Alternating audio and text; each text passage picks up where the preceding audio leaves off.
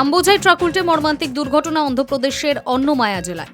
রবিবার রাতে এই ঘটনায় মৃত্যু হল 9 জনের। মৃতদের মধ্যে রয়েছেন 5 জন মহিলা, পাশাপাশি আহত হয়েছেন আরও 10 জন।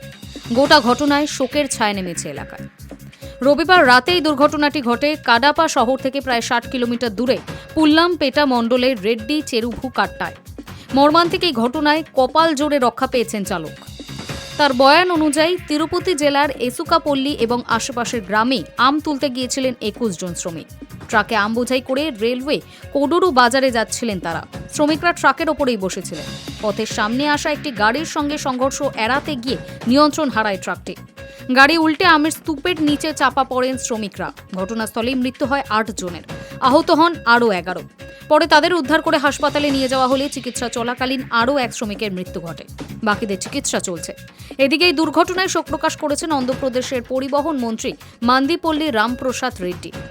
নিহতদের পরিবারকে সব রকম সাহায্যের আশ্বাস দেওয়া হয়েছে। পাশাপাশি সমবেদনা জানিয়েছেন প্রাক্তন মুখ্যমন্ত্রী জগনমোহন রেড্ডিও। আহতদের উন্নত চিকিৎসা এবং মৃতদের পরিবারকে আর্থিক সহায়তার আশ্বাস দেওয়া হয়েছে। Hi news network.